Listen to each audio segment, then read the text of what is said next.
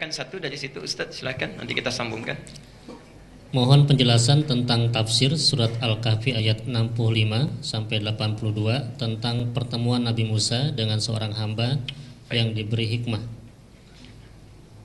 Bismillahirrahmanirrahim. Musa alaihi salam seorang nabi yang sangat saleh, sangat luar biasa, ya. Di balik kesalehannya itu, beliau juga harus diakui sebagai manusia biasa, ya. Manusia yang diberikan risalah oleh Allah. Ada dua jenis risalah. Risalah yang ditujukan langsung kepada diri pribadi tanpa harus disebarkan kepada umat, ya. Itu disebut dengan nabi. Risalahnya disebut dengan naba. Ada Quran surah 78 An-Naba, ya. An-Naba. Jadi risalahnya disebut dengan naba. Orang yang menerima disebut apa? Nabi yang dapat berita besar tapi tidak disampaikan kepada umat, ya. Nabi pertama yang ada di muka bumi itu Nabi Adam. Karena umatnya belum ada, hanya Adam dan istrinya, kemudian keturunannya. Karena itu beliau tidak dimintakan menyampaikan risalah kepada umat yang lain karena belum ada umat. Adam nabi, bukan rasul. Sedangkan yang kedua, diberikan risalah. Bukan sekedar untuk dirinya sendiri, tapi disampaikan kepada umat yang sudah mulai menyimpang dari manhaj, ya. Nah, risalah yang kedua ini wahyunya, ya, disebut dengan wahyu, ya. Diterima, kemudian disampaikan kepada umat. Orangnya yang mendapat risalah ini, yang pertama naba, kedua risalah, disebut dengan rasul, ya. Jadi orangnya disebut apa? Rasul. Rasul pertama yang sampai kepada kita, kemudian menyampaikan risalah Islam, itu adalah Nabi Nuh alaihi salam, ya. Jadi dari zaman Nabi Adam alaihi salam, kemudian terlahir keturunan-keturunan, itu belum menyimpang. Setelah Adam meninggal, keturunan mulai menyebar dan sebagainya, terjadi kemaksiatan, ya. Setelah itu ada 6 orang soleh, ya. 5 sampai 6 orang soleh yang nanti diabadikan di surat Nuh itu, ya. Ada Ya'uq, ada Waddawat, ada Suwa dan sebagainya. Kemudian meninggal dunia. Orang soleh ini saat meninggal dunia dirindukan oleh masyarakatnya. Ya Allah, gitu kan? Kok rasanya sepi, nggak ada orang yang bisa meneduhkan lagi dan sebagainya. Baik. Singkatnya, ketika merindukan itu, dibuatlah miniaturnya, dibikinkan patung. Dengan harapan mudah-mudahan dengan lihat patung itu ada ketentraman lagi. Muncul lama-kelamaan, kok kayaknya patung ini kok ngelirik-lirik saya ya. Kayaknya kok agak senyum-senyum ya. Dikira roh orang soleh itu masuk lagi ke patung yang dimaksudkan. Mulailah kemudian diberikan sesembahan, diberikan makanan dan sebagainya. Itu terjadi pada awal masa Nabi Nuh alaihissalam. Dipilihlah Nabi Nuh kemudian diberikan risalah untuk menyebarkan dan menyebarkan nilai Islam, mengembalikan kepada agama yang benar seperti dibawa oleh Adam alaihissalam. Dari Nuh sampai Adam itu jaraknya luar biasa. Jangan dikira singkat. Kalau kita kan selalu menyampaikan Adam, Idris, Nuh kayaknya cuma 2 generasi, ya. Panjang. Nuh alaihissalam bin Mihlail bin Matusyalah bin Kinan bin Anwas bin Tis bin Adam alaihissalam, ya. Adam saja sudah 1000 tahun. Jadi kalau 5 generasi sampai ke Adam itu luar biasa cukup panjangnya. Nah, Nuh alaihissalam tidak selesai, ya. Tidak selesai risalahnya. Karena masih ada orang yang ingkar, dibinasakan lewat banjir besar itu, ya. Kemudian tersisa beberapa generasinya. Generasi ini yang kemudian menyebar kembali. Tadinya generasinya baik, setelah Nuh wafat kemudian sebagian keturunannya melakukan maksiat, ya. Disitulah kemudian diturunkan nabi-nabi baru. Dari mulai setelah generasi Nuh sampai dengan Nabi Muhammad SAW. Itu cukup panjang, ya. Muhammad bin Abdullah bin Abdul Muttalib bin Hashim bin Abdul Manaf bin Qusay bin Murrah bin Kilab bin Ka'ab bin Ghalib bin Fihir bin Malik bin Nadar bin Kinana bin Khuzaimah bin Mudrika bin Ilyas alaihissalam bin Nizar bin Mudar bin Ma'ad bin Adnan bin Addi bin Adri bin Muqawwam bin Nahur bin Tarikh bin Ya'rab bin Yasjub bin Nabit bin Ismail alaihissalam bin Ibrahim alaihissalam bin Azar atau bin Nahun bin Abir bin Kinan bin Arfakhshad bin Sam bin Nuh alaihissalam. Jadi ada sekitar 37 generasi dari masa Nabi Nuh kepada Nabi Muhammad SAW.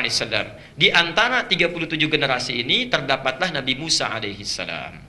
Musa alaihissalam meneruskan risalah siapa? Meneruskan risalah kakek moyangnya Rasulullah. Saat Nabi Ibrahim melahirkan Ismail, dari Ismail turun kemudian Nabi Muhammad, ya. Dari perkawinan antara atau pernikahan antara Nabi Ibrahim dengan Sarah melahirkan Ishak. Dari Ishak kemudian turun siapa?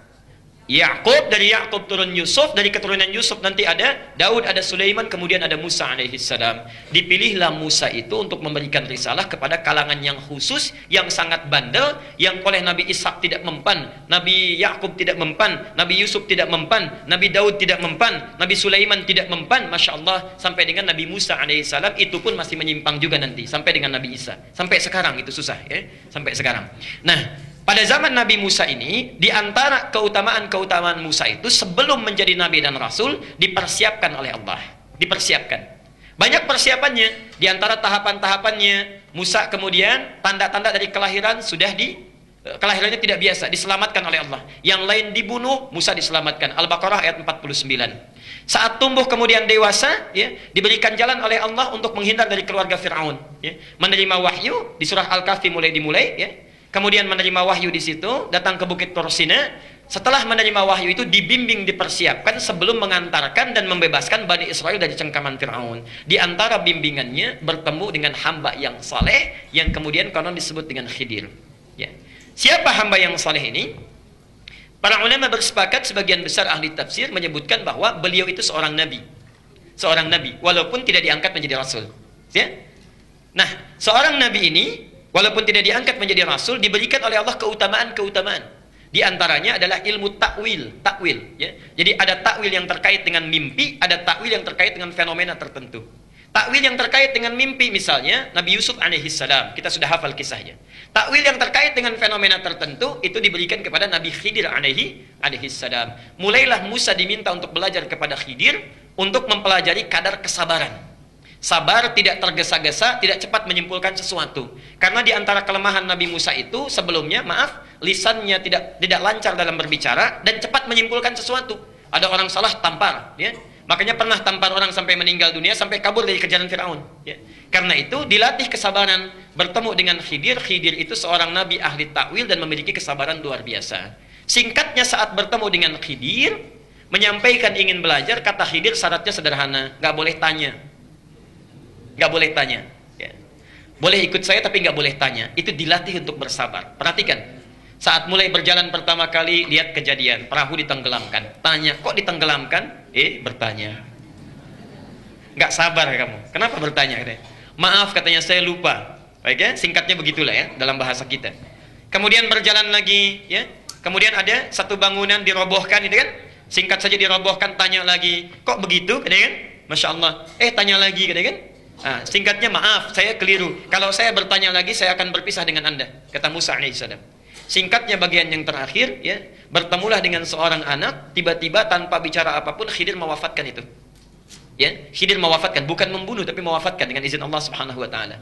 Ketika diwafatkan, kaget Musa luar biasa, langsung mengeluarkan statement, nggak bisa ditahan. Ya.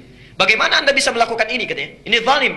Nah, disampaikan oleh Nabi Khidir alaihissalam. Apa saya katakan? Dari tadi di awal saya sampaikan, kamu nggak bisa sabar bersama saya. Kamu nggak bisa sabar bersama saya. Ya.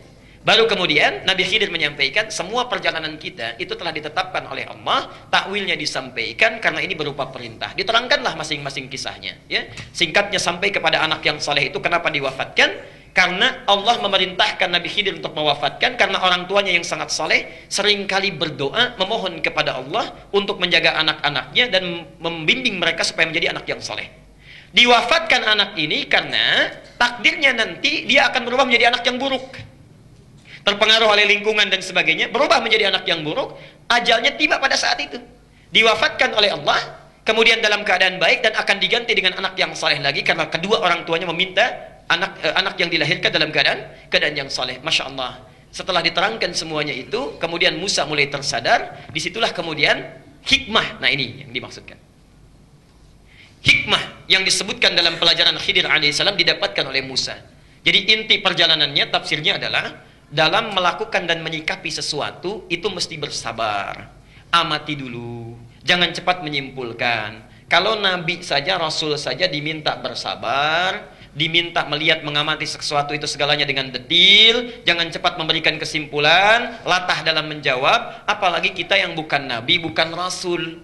Ini pelajaran khususnya bagi para ustadz, para ulama, jangan mudah memberikan fatwa, ditanya A, dijawab A, tanya 1, dijawab 10, macam-macam, Masya Allah, ya. Mesti takut kepada Allah, takut. Hati-hati dalam memberikan fatwa, bersabar dalam memberikan hukum, ya. Dari pelajaran inilah kemudian didapatkan oleh Musa. Lalu mulailah datang dengan Nabi Harun alaihissalam, mulai untuk membawa Fir'aun kembali kepada ajaran Islam. Sudah punya modal kekuatan, punya modal kesabaran. Jadi nanti kalau Fir'aun caci maki, nggak dibalas dengan caci maki. Kalau Fir'aun marah-marah, tidak dibalas dengan marah-marah. Karena bekal sabarnya sudah ada sebelumnya. Itu kira-kira tafsir cepatnya. Nah, rahasia satu yang jarang orang baca. Ada satu rahasia yang sangat besar yang harus Bapak Ibu garis bawahi. Kenapa anak tadi diwafatkan? Saya sampaikan karena orang tuanya seringkali berdoa. Nah, Bapak Ibu sekalian, di dalam Quran itu ada banyak ayat yang menerangkan doa orang tua sangat berpengaruh kepada anak. Sangat berpengaruh kepada anak. Saya berikan 3 contoh misal, dengan cepat saja. 1, Quran surah ke-7 Al-A'raf ayat 189. Quran surah 7 ayat 189. Insyaallah. Ada? Oke. Sudah, saat Adam bertemu dengan Hawa, kemudian melakukan hubungan suami istri, Hawa mulai mengandung, kandungan ringan sampai berat, ya. Kemudian, perhatikan, poinnya, lihat ujung ayatnya. Saat menjelang masa persalinan itu, da'awallaha, suami istri itu kemudian berdoa, Adam dan Hawa kemudian berdoa, la in ataitana salihah lanakunanna minasyakirin. Ya. Suami istri berdoa sebelum dilahirkan. Kalau dalam bahasa kita, bahasa bebasnya, misal suami berdoa, duhai Allah, dalam rasa sakit yang tengah dirasakan istriku ini saat akan dia menjalani persalinan, mohon ya Allah, dalam sakit yang dia emban dalam menerima amanahmu ini, mohon ganti rasa sakitnya dengan anak soleh yang akan dia lahirkan. Tentu kami akan merasa bersyukur dengan itu. Ibu juga begitu. Ya. Saat sakit dalam keadaan mengandung, menjelang masa persalinan, ya, yang dilakukan jangan banyak mengeluh. Aduh Pak sakit, aduh Pak pijitin ini, aduh Pak miring sini sakit. Perbanyak doa. Perbanyak doa. Karena orang-orang yang tengah mengandung, orang-orang yang tengah menerima amanah Allah dalam lelahnya, doanya cepat terkabul. Doanya cepat terkabul.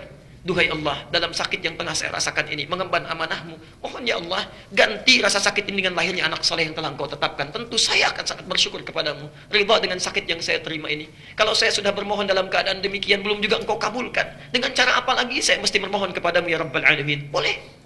Masya Allah, itulah yang pernah dilakukan oleh Nabi Adam alaihissalam, diikuti oleh Nabi Yakub ketika punya anak Yusuf dan 11 saudaranya dari beberapa istri yang berbeda. Yusuf punya anak namanya Bunyamin, dari ibu namanya Rahil. Nah, 10 saudara yang lain itu cemburu kepada Yusuf.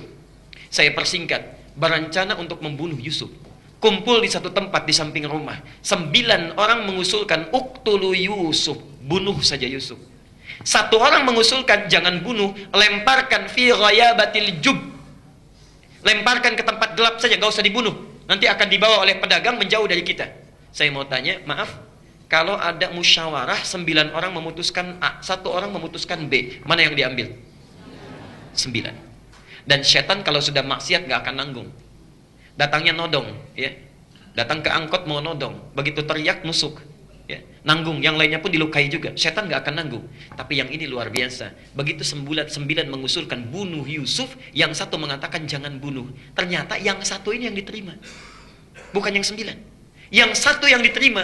Apa penyebabnya? Para ulama menyampaikan itu karena doa Nabi Yakub alaihissalam, yang sering berdoa supaya Allah bisa menjaga mereka untuk tidak melakukan perbuatan yang keji.